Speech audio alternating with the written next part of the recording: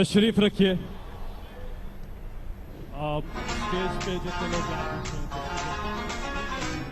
तकरीब आहिस्ता आहिस्ता आगे बढ़ रही है और आप देख सकते हैं कि कौमी तराना इस वक्त बजाया गया। और आमतौर पर कौमी तराना उस वक्त बजाया जाता है जब कप्तान का खिताब बिल्कुल करीब होता है। तैयारी भी इस वक्त हम देख सकते हैं कि हो चुकी है। इमरान खान जो अब से पहले सिर्फ शलवार कमीज में मलबूस थे, अब एक ग्रीन और रेड कलर का पटका भी उन्होंने ले लिया है। कप्तान ने इस वक्त तैयारी कर ली है बिल्कुल खिताब के लिए और बड़ी तादाद में लोग जो यहाँ पर मौजूद है यकीनी तौर पर वो इसी लम्हे के लिए बेचैन है। देखना यह है कि क्या जो दीगर रहनुमा स्टेज पर मौजूद हैं, सीनियर क़यादत जो पीटीआई की यहाँ पर मौजूद है, वो भी उनसे पहले खिताब करती है या नहीं। लेकिन 8 बजे का वक्त दिया गया था कप्तान के खिताब के लिए और कहा जा रहा था कि उनका खिताब 8 बजे के करीब ही मुतवक्की है। तो 8 बज चुके हैं। अब देखना यह है कि कप्तान कब खिताब करते हैं यहाँ पर अपने मतवालों से, दीवानों से और टाइग्रेसेस से भी, जो कि यहाँ पर बड़ी तादाद में मौजूद है। और दोपहर से ही हमने देखा कि सिलसिला शुरू हो गया था आने का और अब जबकि शाम पड़ चुकी है, मौसम बेहतर हुआ तो फिर बड़ी तादाद में लोग आए और इस वक्त पंडाल तकरीबन बिल्कुल भर चुका है। फजाई मनाजिर एक्सक्लूसिवली दुनिया न्यूज पर आप देख सकते हैं, जो सही से आपको इहाता करके दिखा रहा है कि कहां तक यहां पर लोग मौजूद हैं।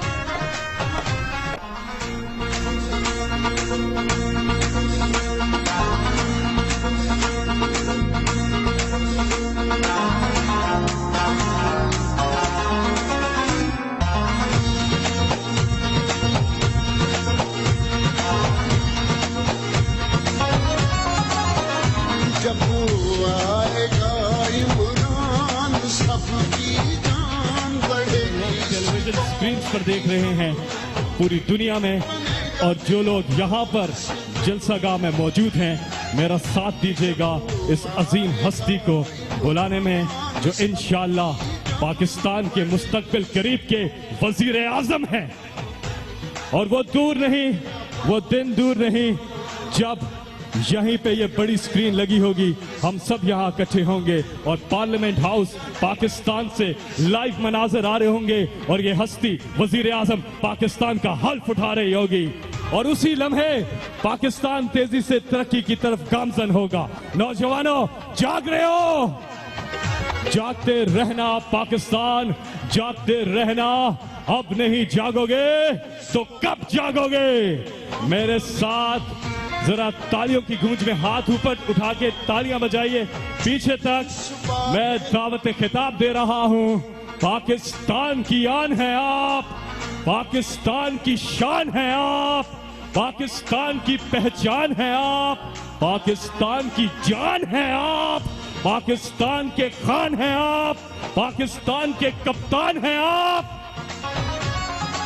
इमरान खान है आप।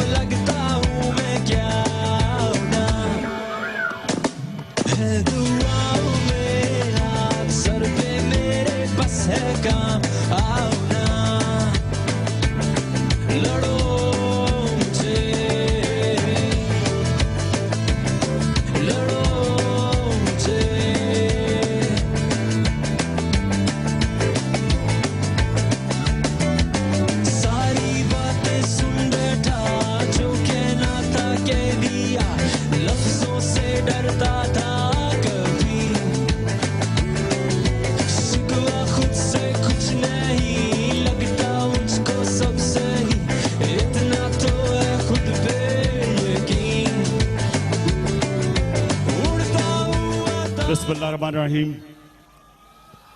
इय्याका नअबुदु व इय्याका नस्तईन।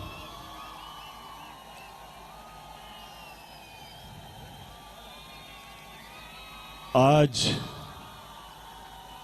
मैं अपने लाहौर के शहरियों का खास तौर पर शुक्रिया अदा करना चाहता हूं।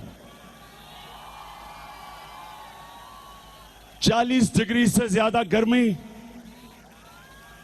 40 डिग्री से ज्यादा गर्मी, लेकिन मुझे पता था कि मेरे लाहौर के पाकिस्तानी मुझे मायूस नहीं करेंगे। आपका बहुत शुक्रिया। जब बुलाया आपको, जब भी मैंने आपको बुलाया हमेशा आपने मेरी इज्जत रखी। 3 दफा मीनारे पाकिस्तान 2 साल में आपने भरा। मैं कभी आपका कभी इस चीज को भूलूंगा नहीं। और कभी जिस तरह आपने मुझे खराज तहसीन हमेशा पेश की, इंशाल्लाह जब तक मैं जिंदा हूं मैं ये ना भूलूंगा, और ना जो भी मैंने आपसे वादे किए ना कभी उनसे पीछे हटूंगा। आज हमारे मजदूरों का दिन है। पहले तो मैं मजदूरों के लिए बात करूंगा पैनामा पेपर से पहले, इसलिए कि हमारा माशरा मजदूरों को भूल चुका है। हमें अंदाजा ही नहीं कि हमारे मजदूरों का कितना बुरा हाल है। आज पाकिस्तान में तारीखी बेरोजगारी है। 52 लाख लोग बेरोजगार हैं। पिछले 2 साल में 15 लाख लोग बेरोजगार हुए।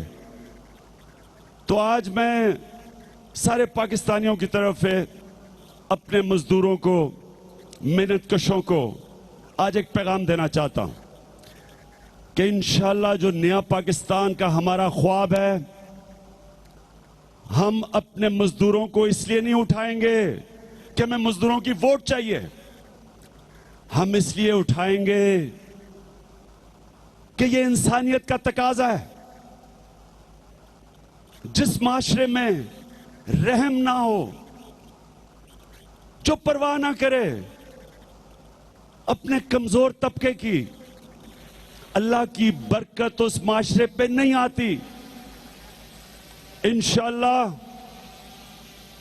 हम अपने मजदूरों को वो हक देंगे जो उनका राइट है, उनका हक है। और इंशाअल्लाह जो इंटरनेशनल कन्वेंशंस हैं वो इसलिए नहीं ऑनर करेंगे कि इंटरनेशनल कन्वेंशंस हैं मजदूरों के लिए, इसलिए कि ये हम सब का फर्ज है। और मैं अपने मजदूरों को उनसे एक वादा करता हूं कि ये जो निचकारी है, बड़े बड़े स्टेट के हम असासों को फैसला करते हैं कि जिनको प्राइवेटाइज करना है, तहरीक इंसाफ का ये मौकफ है कि हम इनकी मैनेजमेंट ठीक करेंगे, प्रोफेशनल मैनेजमेंट लेके आएंगे, इन इदारों को गैर सियासी करेंगे, इनको हम प्राइवेट इदारों के मुकाबले में खड़ा करेंगे, लेकिन मुल्क के असासों को प्राइवेट हाथों में नहीं देंगे, लूटमार नहीं होने देंगे। प्राइवेटाइजेशन के नाम पे जो स्टेट के असासों को लूटमार की जाती है, तहरीक इंसाफ इसके खिलाफ है। जिस तरह हमने PIA की प्राइवेटाइजेशन की मुखालफत की। पख्तूनख्वा में हम अस्पतालों को ठीक कर रहे हैं। ये याद रखें कि अभी आप थोड़ी देर के बाद जो पख्तूनख्वा के अस्पताल हैं उनको सारे पाकिस्तान में मिसाली अस्पताल, सरकारी अस्पताल बनेंगे, इसलिए कि मैनेजमेंट ठीक कर रहे हैं, प्राइवेटाइज नहीं कर रहे। उसी तरह यूनिवर्सिटीज को ठीक करेंगे, मैनेजमेंट ठीक करेंगे, प्राइवेटाइज नहीं करेंगे। क्योंकि प्राइवेटाइज का मतलब यह होता है कि जो अवाम की दौलत है वो आप थोड़े से हाथों में दे देते हैं। तो अपने पाकिस्तान के मजदूरों में सिर्फ ये शुरू आपसे इसलिए कर रहा हूं क्योंकि आज लेबर डे है और आपसे जो भी वादे हुए अब तक किसी ने पूरे नहीं किए। इंशाल्लाह हम तहरीक इंसाफ अपने मजदूरों के साथ खड़े होंगे। और मैं सिर्फ एक मिसाल देता हूं आगे जाने से पहले, और वो कि सियालकोट में एक फैक्ट्री थी जिसका नाम था सागा स्पोर्ट्स। इंटरनेशनल लेवल के फुटबॉल बनाते थे। मैं सागा स्पोर्ट्स के सूफी साहब को इस तरह जानता था कि वो शौकत खानम की मदद करते थे। तो मैं एक दफा सियालकोट में जाके उनकी फैक्ट्री देखी। ये मेरे पाकिस्तानी जरा गौर से सुने, इंटरनेशनल लेवल के फुटबॉल पाकिस्तान में बनते थे, सारी दुनिया में जाते थे। तो मैंने उससे पूछा कि क्या राज है, पाकिस्तान मुकाबला नहीं कर सकता बाहर से बड़ी बड़ी फर्म्स का, क्या राज है कि आप एक इंटरनेशनली फुटबॉल प्रोड्यूस करते हैं और मुकाबला करते हैं। ये जरा सुनिए उसने मुझे क्या कहा। सूफी ने मुझे कहा कि मैं अपने मजदूरों का ध्यान रखता हूं, उनकी मैं सेहत का, खुराक का, उनको पैसे अच्छे देता हूं। उसने उनके लिए क्रिकेट की ग्राउंड बनाई हुई थी ताकि वो तफरीह के लिए हो। वो अपने मजदूरों का ध्यान रखता था और उसकी वजह से, जिसको कहते हैं अंग्रेजी में प्रोडक्टिविटी, उसके मजदूरों की प्रोडक्टिविटी इतनी थी कि वो इंटरनेशनली मुकाबला कर सकता था बाहर से जो फुटबॉल बनते थे। तो ये हमारा अलमिया, हम अपने मजदूरों का जब ध्यान नहीं रखेंगे, उनके बच्चों को हम तालीम नहीं देंगे, जो वर्कर्स वेलफेयर बोर्ड के अंदर उनका फंड पड़ा हुआ है वो मजदूरों के ऊपर नहीं खर्च करेंगे, वो फंड जाया होगा, उनके इलाज नहीं हम कर सकेंगे, उनको तनख्वाहें इतनी नहीं देंगे कि वो अपने बीवी बच्चों को पाल सकें, तो वो कैसे मुकाबला करेंगे उन मजदूरों का जो बाहर के मुल्कों में, जो बाहर मजदूर हैं, मगरब में मजदूर हैं। तो एक तो ये मैं आज इसलिए शुरू करना चाहता अपने मजदूरों से, और दूसरा अपने किसानों से।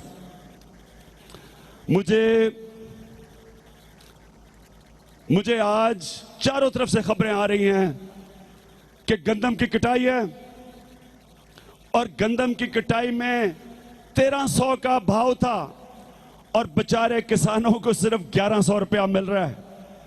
वो बेचारे मेहनत करने वाले किसान जो सारा साल मेहनत करते हैं, जब उनको मौका मिला अपनी पैदावार बेचने का तो उनको कीमत नहीं मिल रही, और इन्हीं किसानों के खर्चे बढ़ते जा रहे हैं। पैदावार में कीमत नहीं मिल रही, खर्चे बढ़ रहे हैं, बेचारा किसान तबाह हो रहा है। मैं आज किसानों के साथ भी खड़ा हूं और इंशाअल्लाह मैं अब देहात में भी निकलूंगा। ये मैं पैनामा से फारिग हो लूं, मैं देहात में भी निकलूंगा और अपने किसानों को भी तैयार करूंगा कि उन्होंने भी खड़ा होना है अपने हकूक के लिए। अच्छा, अब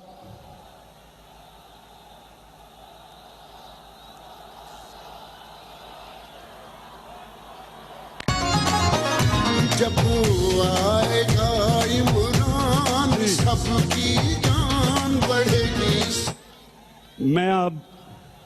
मैं मेरे पाकिस्तानियों, जरा आपने थोड़ी देर गौर से सुनना है मेरी बात। मैं आपको करप्शन बताने लगा हूं कि क्यों 20 साल पहले मैंने करप्शन के खिलाफ जहाद शुरू की। ये जरा सुनना, क्योंकि आपको, लोगों को पता ही नहीं करप्शन क्या है। लोग समझते जी हुकूमत का पैसा चोरी हो गया, हमारा क्या जाता है। आपको पता चलना चाहिए कि करप्शन कैसे एक माशरे के अंदर दीमक होती है, माशरे को अंदर से खा जाती है, खोखला कर देती है। मैं अब आपको, जरा आपने गौर से सुनना है कि ये मैं क्यों शुरू की जहाद। मैंने शौकत खानम कैंसर अस्पताल बनाया, मेरा ऑफिस था वहां। जब मेरा ऑफिस था तो महंगी महंगी मशीनें हमें लेनी पड़ती थी। एक मशीन का नाम है MRI मशीन, ये कैंसर की डायग्नोज के लिए इस्तेमाल होती है। मैं अपने ऑफिस में बैठा तो मेरे पास एक आदमी आया जो एक MRI कंपनी के बेचने वाला, जो उनका एजेंट था, एक बाहर की कंपनी थी। मुझे आके कहता कि खान साहब, अगर आपने हमारी कंपनी से MRI मशीन खरीदी तो $1,00,000 आपके किसी भी बाहर बैंक अकाउंट आप हमें देंगे, $1,00,000 उस बैंक अकाउंट में चला जाएगा। मैं बड़ा हैरान हुआ। उसने कहा, क्या मैंने कहा कि तुम मशीन की कीमत क्या तुमने बढ़ाई हुई है ज्यादा? कहता है नहीं खान साहब, ये कमीशन है, ये आपकी कमीशन है इस मशीन, अगर आप ये खरीद लें हमारी कंपनी से। तो मैंने फिर मुझे आगे क्या कहता, ये जरा सुने। आगे मुझे कहता कि अगर इसकी आप कीमत थोड़ी बढ़ा दें तो वो भी पैसा हम आपकी जेब में डाल सकते हैं बाहर के अकाउंट में। मैंने तब मुझे ख्याल आया कि ये जो आप कहते हैं ना करप्शन, ये होती क्या है। ये एक, मैं सिर्फ हॉस्पिटल की बात कर रहा हूं, अभी मैं मुल्क पे आता हूं। उसके बाद शौकत खान ने हमने एक मशीन खरीदी जिसको कहते हैं पेट स्कैन मशीन। उसकी कीमत थी 40 करोड़ रुपया। हमने 40 करोड़ रुपए में वो मशीन खरीदी। चंद महीने के बाद एक सरकारी अस्पताल में मशीन वही खरीदी गई पेट स्कैन की। शौकत खान हम खरीदते हैं वो मशीन 40 करोड़ रुपए में, सरकारी अस्पताल में वही मशीन 60 करोड़ रुपए में बेची जाती है।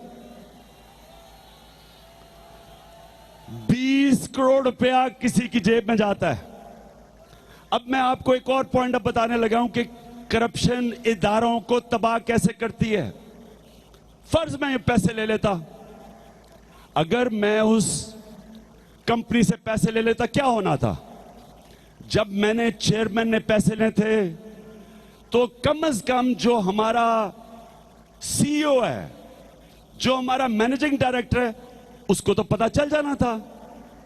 जब उसको पता चलना था तो जब उसने करप्शन करनी थी, मैं उसको कैसे रोक सकता था? मैं फिर कैसे रोकता उसको? जब वो पैसे बनाता, करोड़ों रुपए की महीने की कैंसर की दवाइयां खरीदी जाती हैं। कैंसर का सबसे मुश्किल और महंगा इलाज है।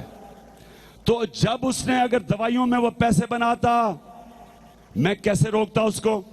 उसको पता होना था कि मैंने पैसे बनाए हैं। और जब उसके नीचे लोग पैसा बनाते तो वो सीईओ उनको कैसे रोकता? क्योंकि उनको पता होना था सीईओ खुद पैसे बना रहा है। इस तरह सारा इदारा करप्ट हो जाना था। इस तरह मुल्क करप्ट होते हैं। इसलिए चाइना, एक चीनियों का प्रोवर्ब है, चीनी एक कहावत है चाइना में कि fish rots from the top, मछली सर से सड़ना शुरू करती है, गलती है। एक माशरा ऊपर से तबाह होता है। जब एक माशरे का सरबराह करप्शन में लगता है, वो नीचे तक माशरे को करप्ट कर देता है। और ये आपने अब समझना है। मैं पनामा से आने से पहले आपको कुछ समझाने लगा हूं। अब मगरिब में आ जाएं। हमारे से मगरिब आगे क्यों है? क्या वो कोई खास अल्लाह ने इंसान पैदा किए हुए हैं? क्या वो हमारे से ज्यादा इंटेलिजेंट हैं? क्या चीज है वो उनका माशरा हमारे से आगे क्यों निकल गया है? क्या वजह है कि 55 मुसलमान मुल्कों की मिला के सालाना आमदनी एक छोटे से बर्तानिया के बराबर है? क्या वजह है? ना वहां कोई तेल है बर्तानिया में, ना वहां कोई वसाइल है, ना पाकिस्तान की तरह तांबे के जखीरे हैं, ना कोयला है। कोयला भी है तो वो भी खत्म हो गया। हमारे पास हाइड्रो पोटेंशियल है, हमारे पास क्या नहीं, बर्तानिया के पास क्या है? अब सोचें कि क्या वजह है कि वो इतना आगे हमारे से। और ये मैं आज आपको समझाना चाहता हूं, क्योंकि अगर आपने ये ना समझा, आपको अहमियत नहीं पता चलेगी पनामा पेपर्स की। ये पाकिस्तान का एक फैसला कुन वक्त है। पाकिस्तानियों, अगर आज हम समझ गए कि ये इशू क्या है, क्योंकि आपकी आंखों में धूल फेंकी जा रही है, आपको बताया जा रहा है कि जी माशरा ही सारा करप्ट है, आपको समझना चाहिए कि अगर हमने आज अगर हम सारी कौम मिलके हम खड़ी हो गई एक आवाज में और हमने एहतसाब डिमांड किया अपने वजीर आजम से, पाकिस्तान की इंशाअल्लाह तकदीर बदल जाएगी। अब अभी मैं आपको, अभी तो मैं मगरिब का पहले बता दूं। देखें पाकिस्तानियों, मेरा मगरिब में आप सबसे ज्यादा वक्त गुजरा। मैं मगरबी माशरे को बड़े करीब से देखा। मगरिब के अंदर आम लोगों के लिए एक इखलाकी स्टैंडर्ड और लीडर्स के लिए दूसरा। जो वो आम आदमियों से उम्मीद रखते हैं वो लीडरों से नहीं रखते। अब आप देख लें कि नवाज शरीफ के ऊपर पैनामा पेपर्स में नाम आया बच्चों का, और डेविड कैमरॉन का नाम आया। उसका क्या रवैया था और नवाज शरीफ का क्या रवैया था, यह बड़ा जरूरी आपको समझना। उसका, डेविड कैमरॉन का नाम आया प्राइम मिनिस्टर बनने से पहले उसने अपने बाप की कंपनी में 40 लाख रुपया डाला हुआ था। टैक्स चोरी नहीं थी, उसने कम टैक्स दिया, लेकिन अभी प्राइम मिनिस्टर नहीं बना था। अभी प्राइम मिनिस्टर नहीं बना था। उसके बावजूद जब वो असेंबली में गया, पार्लियामेंट में, जिस तरह उसका इस्तकबाल किया गया, जिस तरह उसको उन्होंने असेंबली, उसके ऑपोजिशन ने जिस तरह उसका बुरा भला का, डॉजी डेव का, उसका कसूरी, पाकिस्तान में तो उसका नाम भी ना आता। क्यों? क्योंकि मगरिब में लीडर से हाई मॉरल स्टैंडर्ड्स मांगते हैं। उनकी अखलाकियात माशरे से ज्यादा ऊपर है। उनको वो उम्मीद रखते हैं कि वो स्टैंडर्ड्स पे उतरे कि माशरे के लिए मिसाल बने। रिचर्ड निक्सन, अमेरिका सबसे ताकतवर मुल्क दुनिया में, उसका प्रेसिडेंट, लोग कहेंगे कि दुनिया में सबसे ताकतवर आदमी। आपको पता है उसको रिजाइन क्यों करना पड़ा था? कि वो पकड़ा गया अपने मुखालफिन का टेलीफोन टेप करते हुए। हमारे सारों के टेलीफोन टेप हो रहे हैं, हमें तो कोई अखबार में खबर भी ना बने कि हमारे टेलीफोन टेप हो रहे हैं। और दुनिया के सबसे ताकतवर मुल्क का सरबरा सिर्फ अपने मुखालिफिन के टेलीफोन टेप कर रहा था, उसको रिजाइन करना पड़ा। बिल क्लिंटन, अमेरिका का प्रेसिडेंट, मोनिका लेविंस्की का केस हुआ। अब जनाब, अगर उसकी बीवी को कोई फिक्र नहीं है तो माशरे को क्या फिक्र होनी चाहिए थी? लेकिन उन्होंने कहा कि बिल क्लिंटन, तुमने कौम के सामने झूठ बोला है। जो बिल क्लिंटन से किया गया, वहां भी तरक्की बड़ी जबरदस्त हो रही थी। अभी भी कहते हैं कि बिल क्लिंटन के दौर पे अमेरिका ने सबसे तेजी से तरक्की की, लेकिन उन्होंने तरक्की नहीं देखी। उन्होंने कहा तुमने कौम के सामने झूठ बोला है। मैं ये क्यों आपको कह रहा हूं, मैं बताने की कोशिश कर रहा हूं, इसलिए वो हमारे से आगे हैं। एंड्रू मिचेल डेविड कैमरॉन का वजीर था, तकड़ा वजीर था, उसको रिजाइन करना पड़ा है। आप हैरान होंगे क्यों? उसने जाके एक पुलिस वाले से बदतमीजी की, और पता क्या बदतमीजी थी? उसने कहा पता नहीं मैं कौन हूं। आपको पता नहीं, यहां हम हमारे वीआईपी पुलिस वाले के सामने कहते हैं पता नहीं मैं कौन हूं। उस बेचारे को इस चीज के ऊपर रिजाइन करना पड़ गया। ये है मगरिब में जो इखलाकियात का स्टैंडर्ड। डेविड आर्चर जरा सुने। डेविड आर्चर बर्तानिया की उस प्राइम मिनिस्टर का सबसे तकड़ा वजीर था, मार्गरेट थैचर का। डेविड आर्चर एक पाकिस्तानी जिसका नाम अजीज कुर्ता था, मैं जानता हूं उसको। वो अजीज कुर्ता के खिलाफ अदालत में उसका एक झूठ पकड़ा गया।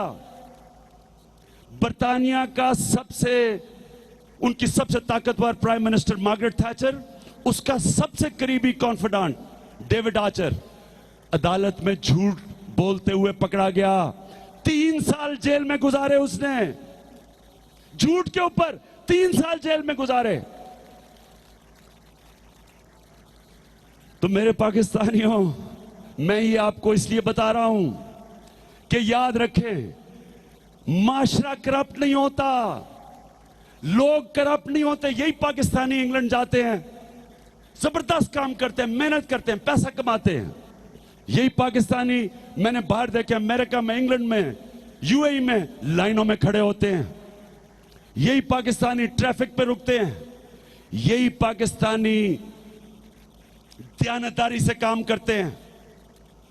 यही पाकिस्तानी जब वोट देते हैं, ड्यूल सिटीजन जो हैं, आराम से लाइन में खड़े होते हैं, कोई वहां पोलिंग एजेंट नहीं होता, जाके वोट डाल के आ जाते हैं।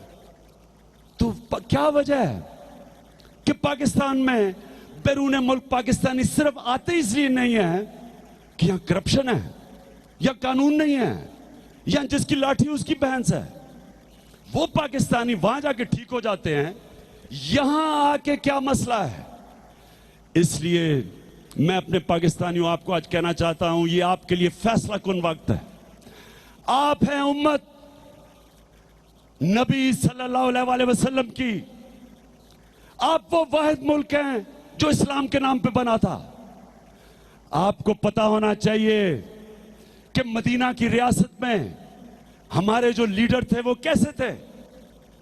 हजरत अबू बकर, उनकी कपड़े की दुकान थी, जैसे ही खलीफा बने अपनी दुकान बंद कर दी। क्यों? क्योंकि उन्होंने कहा कि दूसरे मुकाबला नहीं कर सकेंगे खलीफा की दुकान से। हजरत उमर मस्जिद में खड़े होते हैं, आम शहरी खड़ा होकर पूछता है कि उमर, किधर से कपड़े पहने तूने, किधर से पैसा आया? हजरत उमर ने यह नहीं कहा कि तुम बताओ तुमने कपड़े किधर से लिए हैं, जो यहां ड्रामा हो रहा है। हजरत उमर ने जवाब दिया, गुस्सा नहीं चढ़ा। ये जो मियां साहब के मुंह लाल हो जाते हैं, गालें लाल हो जाती हैं, हजरत उमर को नहीं गुस्सा चढ़ा। और अब तो छोटे भाई को भी साथ बिठा लिया है, छोटे भाई को भी साथ बिठा लिया कहने के लिए कि मियां साहब को जरा हौसला देने के लिए, हालात कमजोर हैं आजकल मियां साहब के। पाकिस्तानियों, जब हजरत अली रज़ियल्लाहु ताला अदालत में गए, एक यहूदी शहरी ने उनकी ढाल चोरी कर ली थी। आप जानते हैं कि काजी ने हजरत अली के बेटे की गवाही नहीं मानी और यहूदी के लिए फैसला कर दिया। यह था मुसलमानों की लीडरशिप। यह लीडरशिप थी जिसकी वजह से 700 साल तक दुनिया की सबसे अजीम कौम बने रहे। आज भी हम अजीम कौम बन सकते हैं। ये कभी पाकिस्तानियों, कभी इस ख्वाब से पीछे ना हटना। जिस दिन जिस ख्वाब का नाम पाकिस्तान है, इस्लामी फलाई रियासत, जिस दिन आप उससे पीछे हट गए, आप तबाह हो जाओगे। आपका वजूद नहीं रहेगा। बलूचिस्तान के लोग क्यों पाकिस्तान का हिस्सा बनना चाहेंगे? वो कहेंगे जी हमारे मदनियात हैं, हमारे पास गैस है, हमारे पास तांबे के जखीरे हैं, हम क्यों पाकिस्तान का हिस्सा बने? वजीरिस्तान के लोग वो कह सकते हैं वहां बहुत बड़े तांबे के रिजर्व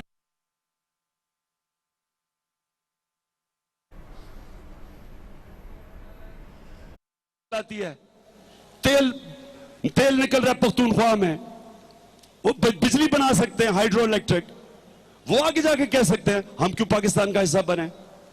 इसलिए पाकिस्तानियों, जब हम इस ख्वाब से पीछे हटेंगे कि हमने एक मिसाली इस्लामी रियासत बनानी थी, जिधर इंसानियत का निजाम था, जिधर इंसाफ था, जिधर अदल था, जिधर कानून के सामने सब एक बराबर थे, जिधर ये नहीं कि बेचारा छोटा गरीब आदमी मजबूरी में चोरी करे, वो जेल में चला जाए, 6 6 महीने उसको जेल में अगर गुजारने हो, वो बेचारा 6 साल तक जेल में गला सड़ता है। और बड़े बड़े डाकू असेंबलियों में, कोई वजीर आजम, कोई सदर बन जाए। क्या ये मुल्क चल सकता है? आप मुझे बताएं, ऐसा मुल्क चल सकता है? आपको अल्लाह सब कुछ दे दे, अगर आपके सरबरा करप्शन में लगे हुए, वो मुल्क कैसे तरक्की कर सकता है? नाइजीरिया तेल के जखीरे पे बैठा हुआ है। नाइजीरिया तेल के जखीरे पे बैठा हुआ है। गुर्बत हमारे जितनी है वहां। क्यों है? क्योंकि ऊपर करप्शन है। जो आता है मुल्क को लूट लेता है। उनके भी ऑफशोर अकाउंट्स हैं, उनके भी बाहर बड़े बड़े महल्लात हैं। तो जब आपके हुक्मरान, वो कहते हैं लीड बाय एग्जाम्पल, अपनी मिसाल से मुल्क को चलाएंगे नहीं, जब वो आपके सामने झूठ बोलेंगे, जब सारी दुनिया, सारे पाकिस्तानियों को पता है कि मियां साहब का एक बच्चा क्या कह रहा है, एक बच्चा अल्हम्दुलिल्लाह क्या कह रहा है, बेटी कुछ और कह रही है, मियां साहब की कुलसूम नवाज कुछ और कह रही हैं, और आप मियां साहब अब मानसेरा चले गए हैं 4थी दफा गैस की पाइपलाइन को फिर से इफ्तिताह करने के लिए, बजाय जवाब देने के लिए हमें। मुझे डर है कि जिस रेट पे मियां साहब जा रहे हैं और उनकी शक्ल के ऊपर घबराहट जो मैं देख रहा हूं, मुझे डर है कि मोटरवे की फिर से इफ्तिताह ना कर दें। हम मियां साहब आपसे सिर्फ वो चाहते हैं जो एक कौम का हक है। आपका फर्ज है हमें बताना, हमारा हक है आपसे पूछना। गवर्नमेंट, जमहूरियत में एक होती है गवर्नमेंट, एक होती है ऑपोजिशन। ऑपोजिशन का काम होता है गवर्नमेंट से पूछना, जब भी अवाम का टैक्स का पैसे का गलत इस्तेमाल हो तो हमारा हक बन जाता है ऑपोजिशन का पूछना कि ये आपने पैसा गलत खर्च क्यों किया, जवाब दे। जो डेविड कैमरॉन ने असेंबली में जाके जवाब दिया, अपने 6 साल के टैक्स की रिटर्न्स अपने साथ से बर्तानिया की असेंबली में सामने ले गया। क्यों लेके आया? क्योंकि उसका फर्ज था। यह जमहूरियत है, बादशाह में नहीं होता। हुस्नी मुबारक जवाबदेह नहीं था, सद्दाम हुसैन जवाबदेह नहीं था, कर्नल गद्दाफी जवाबदेह नहीं था, शाह फरान जवाबदेह नहीं था, लेकिन मियां साहब आप जवाबदेह हैं। आपको जवाब देना पड़ेगा। यह जमहूरियत है तो आपको जवाब देना पड़ेगा। और हमें इस तरह के ड्रामे हमारे से ना करें कि जनाब इमरान खान, आप शौकत खानम का बताओ। भाई मियां साहब, मेरा शौकत खानम का नाम तो नहीं आया पैनामा पेपर्स में, नाम तो आपका आया, जवाब तो आपने देना है। और मैं मियां साहब प्राइम मिनिस्टर नहीं हूं, मैं तो चीफ मिनिस्टर भी नहीं हूं। देखिए पाकिस्तानियों, मैं आपको एक और बात बताऊं, पख्तूनख्वा में हमारी हुकूमत है। मैं आज आपको बताऊं कि इतना आसान है हुकूमत में रह के पैसा बनाना, इतना आसान है। बैंक ऑफ खैबर है, पख्तूनख्वा का बैंक ऑफ खैबर है। मैं पैसे कैसे बनाऊंगा? मैं बैंक ऑफ खैबर के अपना पहले एमडी बैठाऊं, उससे मैं कर्जे लूं, फिर मैं कर्जे माफ करवा लूं, बैंक लूट लूं, मुझे कोई पूछेगा ही नहीं। मेरी हुकूमत है, मेरी अपनी पुलिस है, मेरा अपना एहतसाब है। अपने आदमी एहतसाब में बैठा दूं, अपने आदमी पुलिस में बैठा दूं, अपना आदमी बैंक ऑफ खैबर का हेड बना दूं, मैं आराम से बैंक लूट सकता हूं।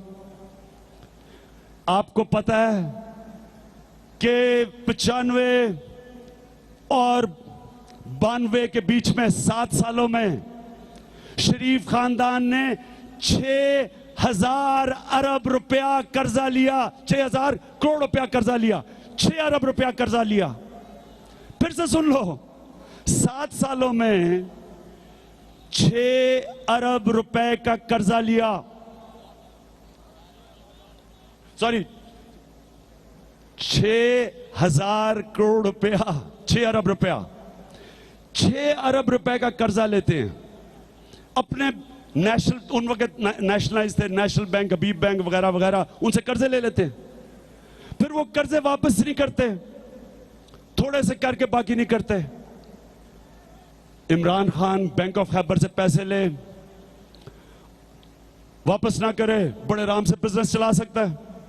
इमरान खान को पता है कि स्वात एक्सप्रेस वे बनने जा रहा है, मैं पहले जमीन खरीद लूं, जब एक्सप्रेस बनेगा जमीन की कीमत ऊपर चली जाएगी, बैठे बैठे पैसा बना लूंगा। मुझे पता है कि हम अब एक चश्मा राइट बैंक कैनाल बनाने लगे हैं डीआई खान में। अब जितनी भी वहां जमीन है वो इतनी सस्ती है क्योंकि बंजर जमीन है, वो मैं पहले खरीद लूं, फिर जैसे ही वो पानी लगे वो जमीन 100 गुना ज्यादा कीमत की हो जाएगी, मैं फिर पैसे बना लूं। हुकूमत में रह के पैसे बनाना सबसे आसान काम है अगर आप बिजनेस करना चाहें। तो मियां साहब आप आए पाकिस्तान में हुकूमत में बिजनेस करने थे, मगरिब के अंदर, और अब ये गौर से सुने, मगरिब के अंदर एक कानून है कॉन्फ्लिक्ट ऑफ इंटरेस्ट। आप इक्तदार में आके बिजनेस नहीं कर सकते। सोचें कि अगर ओबामा बिजनेस शुरू कर दे, अमेरिका का जो सालाना आमदनी है वो तकरीबन सारी दुनिया तो नहीं, आधी दुनिया के करीब है। अब अमेरिका का अगर सदर बिजनेस शुरू कर दे, वो तो एक महीने के अंदर अरबोपति बन जाए। इसलिए वहां इक्तदार में आके आप बिजनेस नहीं कर सकते। तो ये शरीफ खान तो बना ही, या जब से ये आए हैं इक्तदार में, इनकी 1980 में एक इत्तेफाक फाउंड्री थी, 12 साल के बाद इक्तदार के बाद इनकी 30 फैक्ट्रियां थी। अब मियां साहब आप क्या फैक्ट्रियां बनाने आए थे या मुल्क के लिए पैसा बनाने आए थे? या आप अपने लिए पैसा बना सकते हैं या मुल्क के लिए। और आप सब जानते हैं कि जैसे जैसे मियां साहब की खानदान का पैसा बनता गया, पाकिस्तानी गरीब होते गए, पाकिस्तानियों की ह्यूमन डेवलपमेंट, इंसानों के ऊपर खर्चा कम होता गया। जब रायविंड बना, इन्होंने रायविंड की स्टेट बनाई। आप जानते हैं कि रायविंड की जब इन्होंने स्टेट ली, 11 अरब रुपया आपके टैक्स के पैसे का खर्च किया गया, सड़कें बनाने में, गैस की पाइपलाइन ले जाने में, नहर निकालने में, टेलीफोन एक्सचेंज बनाने में। 11 अरब रुपया, 1100 करोड़ रुपया इस अवाम के टैक्स के पैसे का रायविंड स्टेट बनाने में खर्च हुआ। दुनिया में अगर कोई भी इलेक्टेड नुमाइंदा टैक्स का पैसा ऐसा इस्तेमाल करे, वो जेल में जाता है। मियां साहब ने कहा कि अगर ये साबित हो गया मैं घर चला जाऊंगा। मियां साहब आप घर नहीं जाएंगे, आप जेल में जाएंगे। जितना वही इमरान खान जितना, दूजियां जमाता फिर बड़ा पिटना। जितना वही इमरान खान जितना, दूजियां जमाता फिर बड़ा पिटना। जित जावे साडी तहरीक, अज मेरा जी करदा ए इमरान खान दे जलसे च अज मेरा नचने नूं। इमरान खान दे जलसे च अज मेरा नचने नूं जी करदा ए। कप्तान खान दे जलसे च अज मेरा नचने नूं जी करदा ए। मैं सिर्फ अब आपको बताना चाहता हूं कि पाकिस्तान के हालात क्या हैं और लीडरशिप क्या कर रही है। अब मियां साहब के ये जरा सुने, लंदन में इनका 700 करोड़ रुपए के इनके वो मेफेयर के फ्लैट और वो 1 हाइट प्लेस में घर है, 700 करोड़ रुपए। रायविंड में इन्होंने, फिर से मैं बता दूं, 11 अरब रुपया इस गरीब कौम का खर्च किया। अभी 45 करोड़ रुपया इन्होंने रायविंड को जाती उम्रा को ठीक करने में लगाया, आपका पैसा। वहां 2700 पुलिस वाले मुगल आजम के खानदान की हिफाजत के लिए हैं, 2700 पुलिस वाले। आप खुद अंदाजा लगाएं कि इनका दिन का खर्चा कितना है। शहबाज शरीफ, छोटे मियां साहब के 6 कैंप ऑफिसेज हैं। कैंप ऑफिस का मतलब समझ लें, इन्होंने 6 घर मुंतखब किए हुए हैं कि चीफ मिनिस्टर के वो कैंप ऑफिस हैं। कैंप ऑफिस का मतलब कि सारा खर्चा इन घरों का आपके टैक्स के पैसे से जाता है, आप देते हैं। मैं मियां साहब से पूछता हूं कि मियां साहब, आपको कभी खौफ नहीं आता कि आपने अल्लाह को जवाब देना है? ये वो मुल्क है, ये वो मुल्क है जिधर हमारी आधी आबादी पूरे कद पे नहीं पहुंच सकती क्योंकि उनको खुराक पूरी नहीं मिलती। ये वो बदकिस्मत मुल्क है। इस वक्त ज्यादा देर रहेगा नहीं, इस वक्त 35% पाकिस्तान के बच्चों को एक बीमारी है जिसको कहते हैं मेल न्यूट्रिशन, खुराक पूरी नहीं मिलती। ये वो मुल्क है जिधर 2.5 लाख से ज्यादा बच्चे मरते हैं गंदे पानी पीने की बीमारियों से। सबसे ज्यादा दुनिया में सबसे ज्यादा औरतें डिलीवरी के वक्त मरती हैं पाकिस्तान में।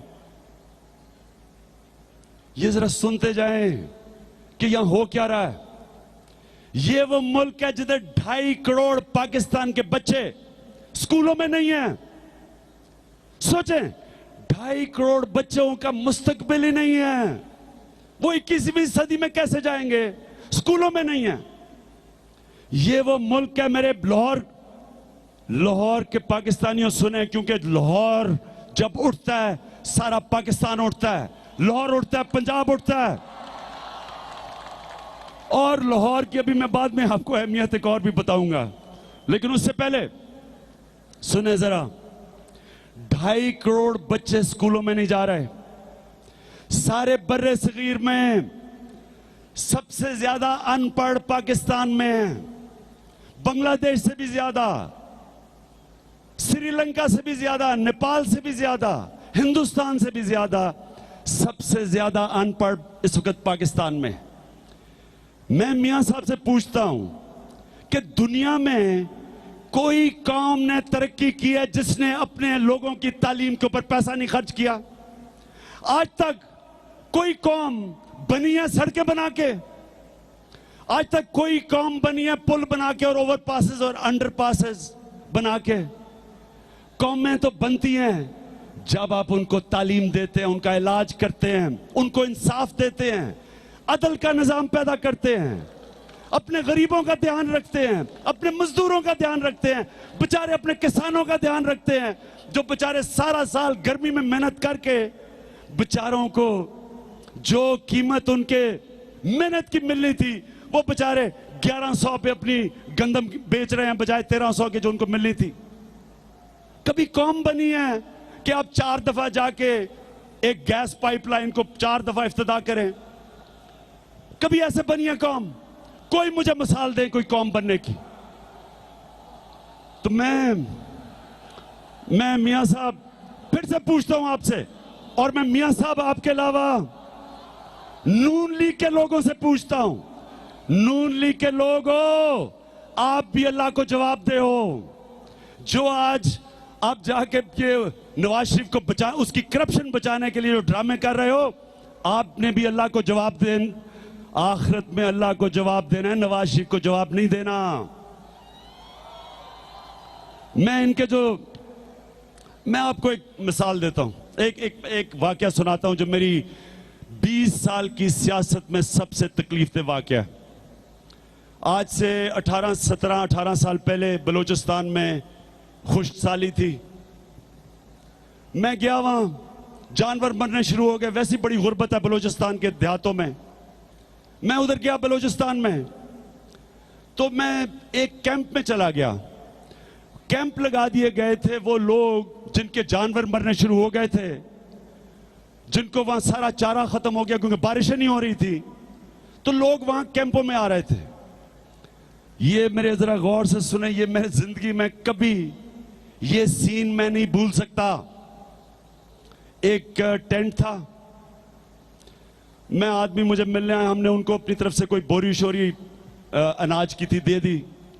मैंने वहां टेंट के बाहर एक औरत देखी, बिल्कुल पागल हुई हुई, जिस तरह बाल बिखरे हुए, यानी उसके हुलिया एक पागल औरत के थे, और रो रही थी। मैंने उससे पूछा कि क्या मसला क्या है, ये कोई पागल है औरत? अब ये जरा सुने उसने जो मुझे कहानी सुनाई। उसने कहा कि हम ये एक इलाके में थे, हमारे जानवरों के ऊपर हम जिंदा रहते थे, खुशहाली हो गई, जानवर मरने शुरू हो गए। बैठ जाओ। जानवर मरने शुरू हो गए। हमने अब फैसला किया कि हम यहां से जाएं। हमारी एक माजूर बेटी थी।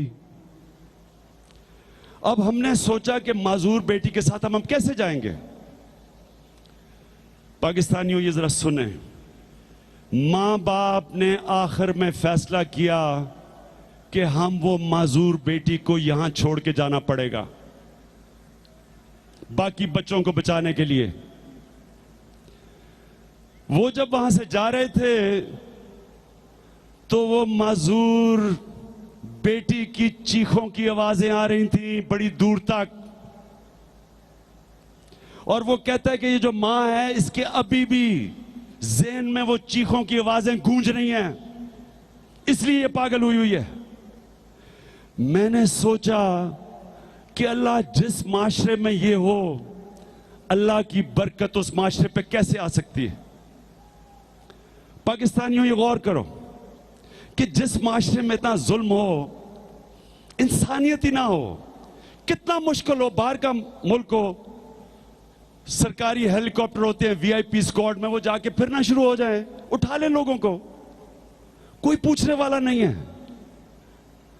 मैं एक दफा जहाज में बैठा, मेरी नई तलाक हुई थी, बच्चे मुझे बड़े याद आते थे, छोटे थे बच्चे।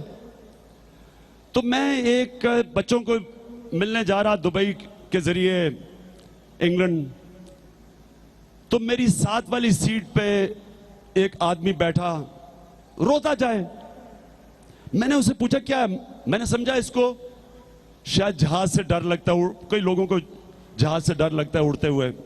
तो मैंने कहा तो फिक्र ना करो, ठीक हो जाएगा, जहाज बिल्कुल ठीक होता है। कहता नहीं, मुझे जहाज से नहीं डर लग रहा, मुझे अपने बच्चे याद आ रहे हैं। तो मैंने फिर आगे पूछा, मैंने कहा क्यों? कहता मेरे 9 बच्चे हैं, माशाल्लाह आपको पता है हम बच्चों में तो खुद कफील हैं। कहता मेरे 9 बच्चे हैं और वो मुझे याद आ रहे हैं क्योंकि मैं अब काम करने जा रहा हूं मस्कत में। तो मैंने कहा अगर काम करने जा रहे हो तुम छुट्टी पे आ जाओगे वापस। कहता अब मेरी छुट्टी 2 साल के बाद है।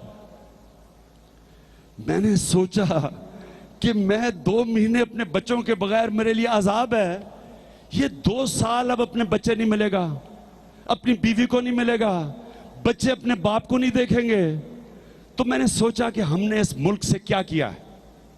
ये वो मुल्क था जो 40 साल पहले 45 साल पहले सबसे तेजी से तरक्की कर रहा था, और आज हम देखें कि हमारे कितने 60-70 लाख पाकिस्तानी बाहर हैं, जिनमें से कई 12-12, 14-14, 18-18 घंटे काम करते हैं अपने बच्चों पालने के लिए। अपनी बीवियों को नहीं मिलेंगे, माएं अपने बेटों को नहीं देखेंगी, सिर्फ इसलिए कि हमने अपने मुल्क के ऊपर मुजरिमों को हुकूमत करने की इजाजत दी है। और हमारा मुल्क आगे नहीं बढ़ सकता क्योंकि वो लूट के पैसा बाहर ले जाते हैं, और यहां बेचारे गरीब लोग या बेरोजगार हैं या बेचारे बाहर जाके नौकरियां ढूंढते हैं। इस्तांबुल में एयरपोर्ट पे मैं बैठा, एक पाकिस्तानी आके उसने पहचान लिया, मेरे साथ बैठ गया। मैंने पूछा क्या करने आए हो? कहता जी मैं अपने भाई की लाश लेने आया हूं। मैंने पूछा क्या वजह है? कहता जी मेरा भाई नौकरी करने आया था, उसके छोटे बच्चे हैं, बेरोजगार था। तो मैंने कहा क्या हुआ? कहता वो और 5 पाकिस्तानी रात को ग्रीस जा रहे थे किश्ती के अंदर, इतनी ठंड पड़ी कि 6 के 6 बेचारे ठंड में मर गए। अब सोचे, अब तो खैर आप सुनते हैं कि सीरिया से जा रहे हैं लोग मरते हैं, सोचे कि वो उसके बीवी बच्चे, क्या उस आदमी पे गुजरी होगी कि बीवी बच्चे छोड़ के बाहर नौकरी, वो भी इल्लीगली नौकरी ढूंढने जा रहा है गैर कानूनी तौर पे। हमने क्या किया अपने? तो पाकिस्तानियों, ये पाकिस्तान नहीं था जो बनना था। ये पाकिस्तान इसलिए बना है कि हम हमारे ऊपर मुजरिम बैठे हुए हैं जो आपको जवाबदेह नहीं है, जिनको शर्म नहीं आती कि उनके बेटा 650 करोड़ रुपए के घर में रहता है लंदन में और ये यहां टैक्स देते हैं। पाकिस्तान एक ऐसी जगह जिधर पैसा बनाया, पैसा बाहर ले गए। पाकिस्तान इसलिए नहीं बना था। मेरे पाकिस्तानियों, आपने इसको, इस जुल्म के निजाम के खिलाफ खड़ा होना है। आप अगर इस जुल्म को, निजाम को चलने देंगे, ये मुल्क नहीं रहेगा। हर पाकिस्तानियों के ऊपर 10 साल में, 10 साल के अंदर हर पाकिस्तानियों में 35,000 रुपए से कर्जे से 1,15,000 रुपए का कर्जा चढ़ चुका है। पिछले 3 साल में 5,000 अरब रुपए का कर्जा लिया है। ये किधर गया पैसा? मुझे बताएं ना, किधर गया पैसा? ये पाकिस्तान की तारीख में 10 साल पहले तारीख में टोटल कर्जा था 5,000 अरब रुपया। सिर्फ पिछले 10 सालों में 5,000 से 21,000 अरब रुपया कर्जा बढ़ा है। ये क्यों कर्जा चढ़ रहा है? ये कर्जा 2 वजह से चढ़ रहा है। ना हम पाकिस्तान में टैक्स इकट्ठा कर सकते हैं क्योंकि सबसे बड़े टैक्स चोर ऊपर बैठे हुए हैं, ना ही पाकिस्तान में हम करप्शन रोक सकते हैं। दिन की करप्शन पाकिस्तानियों, मौजूदा नैब के मुताबिक एक दिन की करप्शन 12 अरब रुपए है। 12 अरब रुपए, 12 अरब रुपए आपका पैसा चोरी हो रहा है। और आपका पैसा कैसे चोरी हो रहा है? हर जगह ये जो ऑरेंज ट्रेन बनाई जा रही है, ये जो सारे हमारे रास्ते में तबाही फेरेगी, गरीबों को हटाएगी, गरीब बस्तियों को हटाएगी, वो भी मुझे शुनिया ने आके बताया, हमारी एमपीए ने, कि 3 पुराने गिरजे भी बीच में गिराए जाएंगे, पुराने इमारतें गिराई जाएंगी। ये क्यों बनाया जा रहा है? क्या पाकिस्तान की इस वक्त जिस मुल्क में 2.5 करोड़ बच्चे स्कूलों से बाहर हो, आप 200 अरब रुपए की ऑरेंज ट्रेन क्यों बना रहे हैं? क्यों बना रहे हैं? आप मुझे बताएं, आप बताएं क्यों बना रहे हैं? क्योंकि ऑरेंज ट्रेन में बड़ी कमीशन बनेगी। वो कमीशन बाहर जाएगी इनके ऑफशोर अकाउंट्स में, वो इनकी जेबों में जाएगी। और वो जल्दी जल्दी इसलिए बना रहे हैं कि 2018 का इलेक्शन जीत लें, ऑरेंज ट्रेन दिखा के उसको अरब रुपए की उसके ऊपर पब्लिसिटी करेंगे। मियां साहब, 2018 नहीं आने लगा, हनूज दिल्ली दूरस्त नहीं आने लगा। मुल्क च आपां इंसाफ लियाउणा है, चोरां दे कमाशियां नूं लम्मियां वी पाउणा है। मुल्क च आपां इंसाफ लियाउणा है, चोरां दे कमाशियां नूं लम्मियां वी पाउणा है। खादा होया माल उन्हां लिया के सुट्टना, दूजियां जमातां फेर बड़ा पिट्टना। है वी खादा होया माल उन्हां लिया के सुट्टना, दूजियां जमातां फेर बड़ा पिट्टना। जित जावे साडी तो कल सारी ऑपोजिशन पार्टीज मिल रही हैं और हम बैठ के TOR कहते हैं, टर्म्स ऑफ रेफरेंस, हम वो तैयार कर रहे हैं।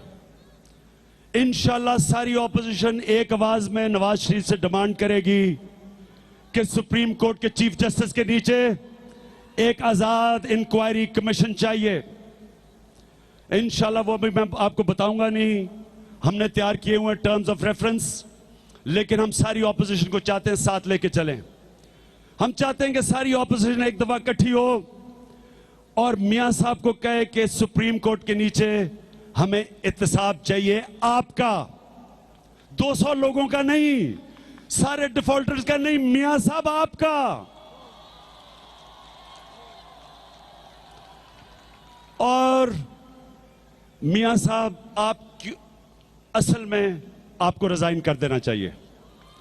आपको रिजाइन करना चाहिए इसलिए कि आपके पास हुकूमत करने का कोई इखलाकी जवाज नहीं है। आपके ऊपर 4 बड़े बड़े इल्जाम लगे हुए हैं, corruption, tax evasion, money laundering और इलेक्शन कमीशन को झूठ बोलना, चारों के अंदर जेल है। आपको अपने आप को बेकसूर साबित करना पड़ेगा। अब बेकसूर क्या, आपके ऊपर इल्जाम तो लग चुके हैं, असल में तो साबित हो चुका है। कंपनीज आपके बच्चों की पैनामा में निकल चुकी हैं। आप बता ही नहीं सकते आपके टैक्सों से जितने आपने दिए कि कैसे आपने अरबों रुपए की लंदन में प्रॉपर्टी खरीदी। और मियां साहब, इसके लिए ये जो आप अपने स्टूजेस को तैयार किया हुआ है, ये जो मस्करे आपने तैयार किए हुए हैं, ये जो दरबारी आपने तैयार किए हुए हैं, इनको हमारे पीछे ना छोड़ें। वो तीनों, एक तो मैं जरा दरबारियों का ये बता दूं, एक तो एमएनए है, पहले मुशर्रफ के दौर में होता था, कहता था कि नवाज शरीफ ने सिर्फ 40 अरब रुपए की चोरी की। वो अब नवाज शरीफ के साथ आ गया है और अब वो हर रोज बैठ के ऐसे नवाज शरीफ की दिफा कर रहा होता है, गालें उसकी भी सूज जाती हैं, माशाल्लाह पहले ही सेहतमंद है। और मुझे डर ये है कि नवाज शरीफ की दिफा करते करते वो फट ही ना जाए। वो दूसरा एक और है जो अभी कुर्सियां गिनता रहता है। वैसे अगर उसकी गिनती कमजोर है तो हमें उसको माफ कर देना चाहिए। उसकी वजह है क्योंकि मियां साहब की भी गिनती कमजोर है। मियां साहब ने कहा था कि हमने सिर्फ सऊदी अरेबिया से 5 साल का मुआहदा साइन किया। जब सऊदी शहजादा आया यहां तो उसने कहा नहीं जी 10 साल का था। और फिर एक और है, एक सियालकोट से इनका एक मिनिस्टर है, उसको तो शौकत खानम की करप्शन नजर आ गई कि जी $3 मिलियन उसने कहा डूब गया है। फिर पता चला वो डूबा नहीं है, कहता डूबने लगा था। ख्वाजा आसिफ, वो तो पैसा नहीं डूबा, लेकिन आप ये बताएं कि वापडा के अंदर 500 अरब रुपया का जो चोरी है उसको कौन पकड़ेगा? उसकी कीमत अवाम महंगी बिजली से देती है। 480 अरब जो आपने आईपीपीज को दिए थे, और एक आईपीपीज का जो हेड है उसके वेटिंग रूम में आप इंतजार किया करते थे, उसका ऑडिटर्स को अभी तक नहीं कोई हमें जवाब दे सके। और वैसे ख्वाजा आसिफ, आपकी तो चौथी विकेट है, 3 तो गिर चुकी थी, आपकी जो चौथी विकेट है असेंबली में तो, अच्छा असेंबली में ख्वाजा आसिफ ऐसे चलता है बिल्कुल मौला जट की तरह। वो आगे कहता, असेंबली में बैठा, ये जरा सुने, ये है असेंबली का मेंबर नून का, कहता मैं कल्ला ही काफी हूं। हमें कहता मैं कल्ला ही काफी हूं। ख्वाजा आसिफ, मैंने आपको जनरल मुनीर हफीज के सामने एक दिन देखा, कैपिटल टॉक का प्रोग्राम था। ख्वाजा आसिफ को उन्होंने करप्शन में जेल में डाल दिया था मुशर्रफ के दौर में, बड़ा गुस्से में कि मेरे से जुल्म किया। मैं और ये प्रोग्राम में आगे हम दोनों इकट्ठे ऑपोजिशन में थे। मैंने समझा कि आज ख्वाजा आसिफ ने तो मुनीर हफीज से जो करनी है, पता नहीं मुनीर हफीज बचेगा भी या नहीं। प्रोग्राम शुरू होता है, मेरे राइट पे ख्वाजा आसिफ, लेफ्ट पे मुनीर हफीज, जनरल मुनीर हफीज। अब प्रोग्राम शुरू होता है, मैं इंतजार कर रहा हूं कि ख्वाजा आसिफ अब बोलेगा। थोड़ी देर के बाद मैं इस तरह देखता हूं तो मुझे ऐसे लगता है कि मेरे साथ एक चूहा सूट पहन के बैठा हुआ है, बजाय बोलने के चू चू कर रहा था वो चूहा। क्योंकि मैंने लाहौर में क्रिकेट शुरू की, तो लाहौर के अंदर मैं जब शुरू में क्लब क्रिकेट में आया तो हमारे बड़े लाहौरियों के अंदर, आपको पता है लाहौरी बड़े जबरदस्त होते हैं बातों में, तो मुझे क्रिकेट मैच से पहले हमारे लाहौरी, मथे रंग देंगे आज मैं, मथे रंग देंगा। जब मैच शुरू होता था, जब अगली टीम वारदात करती थी, तो मैं देखता था वो बेचारे दुम दबा के भाग जाते थे। मुझे बिल्कुल ख्वाजा से वही लाहौर के रंगबाजों का नजर आता है। मथे रंग देंगा वो मुनीर हफीज को देख के बेचारा। अच्छा चले छोड़े उसको। और चले मैं और नवाज शरीफ के लोगों की बात नहीं करता क्योंकि बात करने के काबिल नहीं है वो। लेकिन ये जरूर है कि मैं नून लीग के लोगों से ये कहता हूं कि आपका भी ये पाकिस्तान है। इस ये पाकिस्तान अगर नीचे जाता है आपके बच्चे भी नीचे जाएंगे, आपका भी मुस्तकबिल बुरा है। आपके इंटरेस्ट में है कि आप अपने लीडर से जवाब लें, पूछें कि मियां साहब अपने हिसाब से डिक्लेयर करो, बताएं कि पैसा बाहर गया कैसे, क्या टैक्स दिया था, क्या डिक्लेयर किया था। आधे घंटे की बात है, मियां साहब एक प्रेस कॉन्फ्रेंस करके बता दें। हमें कोई जरूरत नहीं कि हम ये जलसे करें और मियां साहब आपको जबरदस्ती आपको प्रेशर में लेके आए। लेकिन अगर मियां साहब हमें ये जवाब ना मिले, सारे जितने यहां खड़े हो मुझे एक बात बताओ, क्या आप रायविंड जाने के लिए तैयार हो? जब आएगा इमरान सबकी जान बढ़ेगी, इस कौम की शान बनेगा नया पाकिस्तान। हम मियां साहब हम अभी आपको टाइम दे रहे हैं, कल की मीटिंग है, अभी भी आपको वक्त देंगे। हमेशा जब आपकी करप्शन की बात आती है आप कहते हैं जी जमहूरियत खतरे में है। जमहूरियत करप्शन की वजह से खतरे में है। मियां साहब जमहूरियत तो जब आप करप्शन खत्म करते हैं जमहूरियत मजबूत होती है। पहले हमने कहा कि धांधली हुई, धांधली वालों का एहतसाब करो, आपने कहा जमहूरियत खतरे में है। मियां साहब साफ और शफाफ इलेक्शन से जमहूरियत मजबूत होती है, कमजोर नहीं होती। जब आप एहतसाब करते हैं जमहूरियत मजबूत होती है, कमजोर नहीं होती। हम आपको टाइम दे रहे हैं, पुरअमन एहतजाज करना हमारा हक है। आप या तो हमें जवाब दे दें और सिर्फ आपने देना है। अच्छा, जैसे ही आपका हो उसी कमीशन से इमरान खान का एहतसाब करो, जितने भी तहरीक इंसाफ है हम सबका एहतसाब करो, बाकी सारी पार्टीज का एहतसाब करो, लेकिन मियां साहब आपका एहतसाब सबसे पहले होगा। आपका एहतसाब हम करवा के रहेंगे। आपके एहतसाब के बगैर किसी का एहतसाब नहीं होगा। आपका जब तक एहतसाब नहीं होगा ना आप रोक सकेंगे किसी को करप्शन से, ना टैक्स की चोरी से, ना मनी लॉन्ड्रिंग से, ना इलेक्शन कमीशन को झूठ बोलने से। इसलिए आपका एहतसाब होगा तो बाकी फिर एहतसाब होगा। पाकिस्तानियों, आखिर में यह हमारे लिए सुनहरी मौका है। हम अपने मुल्क को ठीक रास्ते पर लगा सकते हैं। यह वक्त है कि हम अपने इदारे ठीक कर सकते हैं। हम एक मजबूत इंडिपेंडेंट नैब बना सकते हैं। हम FIA को एक जेन्युइन, एक ऐसा इन्वेस्टिगेटिव इदारा बना सकते हैं जो किसी में इम्तियाज ना करे। हम अपनी इलेक्शन कमीशन को आजाद और मजबूत कर सकते हैं। हम नादरा को एक जेन्युइन एक इदारा बना सकते हैं जो कि डेटा सर्विस करे, हुकूमत का गुलाम ना हो। हम अपनी जमहूरियत को मजबूत कर सकते हैं, हम इदारे मजबूत कर सकते हैं। हम इस पाकिस्तान को एक अजीम मुल्क बना सकते हैं। हम अगर करप्शन खत्म कर दें, ओवरसीज पाकिस्तानी यहाँ पैसा ला सकते हैं या सरमायाकारी कर सकते हैं। हम लोगों को रोजगार दे सकते हैं। हमारे जो नौजवान, आधी आबादी पाकिस्तान की 25 साल की उम्र से कम है, इनके लिए हम रोजगार कैसे देंगे जब तक सरमायाकारी नहीं होगी? और सरमायाकारी नहीं होगी जब तक हम करप्शन के बुत को तोड़ेंगे नहीं। तो ये वक्त है हमारा पाकिस्तानियों, इसको वक्त को अपने जाने नहीं देना।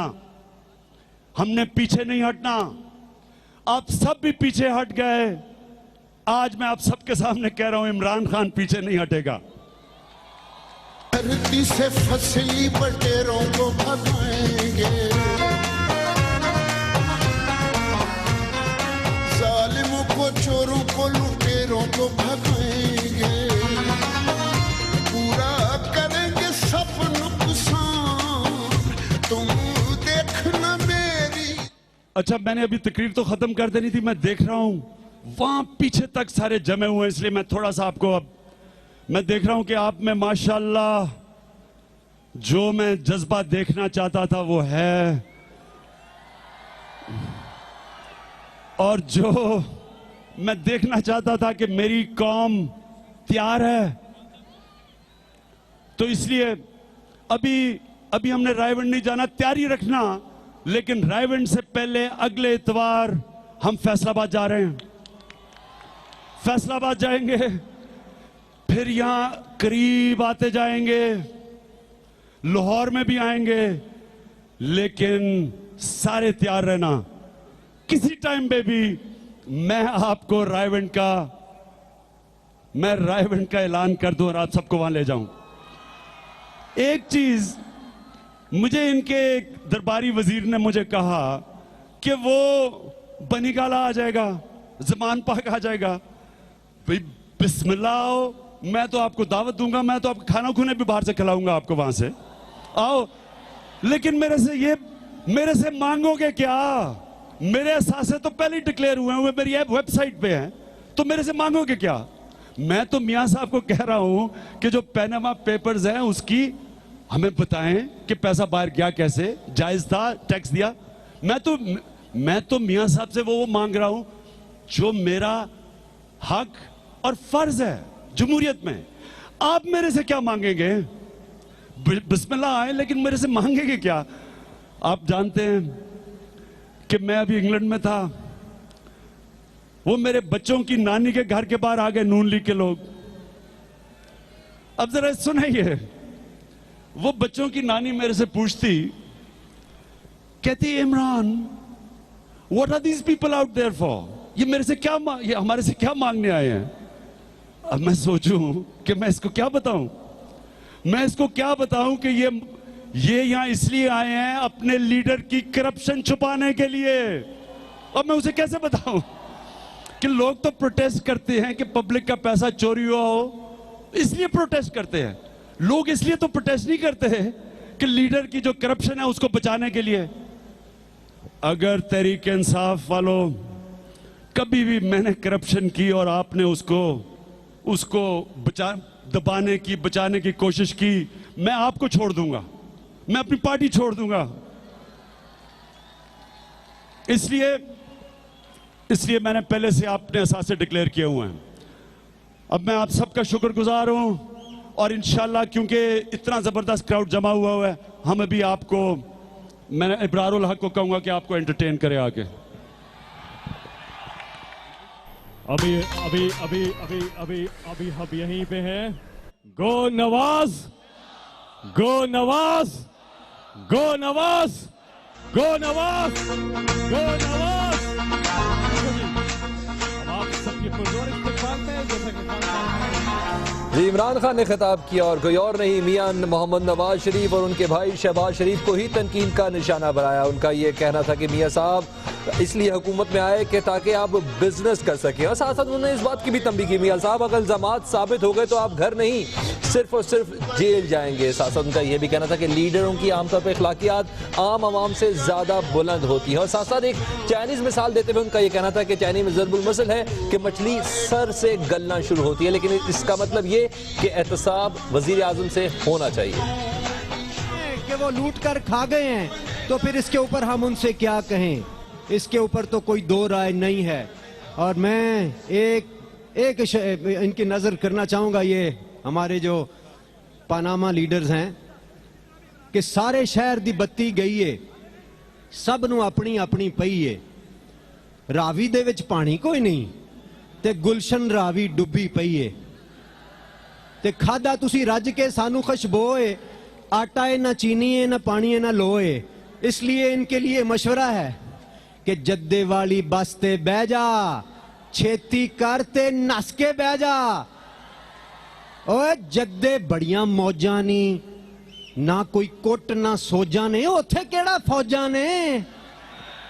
और बारी इमरान खान का लाहौर में चेरिंग क्रॉस पर पावर शो, बड़ी तादाद में लोग उनके साथ मौजूद और उन्होंने इस मौके पर ललकारा है शेरों को और कहा है कि वो अपना असासे डिक्लेयर करें और इसके साथ ही साथ ये वार्निंग भी दे दी है कि वरना रायविंड की तरफ मार्च होगा, लेकिन उससे पहले बहुत सारे जलसे। साथ साथ उनका ये भी कहना था कि मियां साहब 2018 नहीं आने वाला। मजीद अपडेट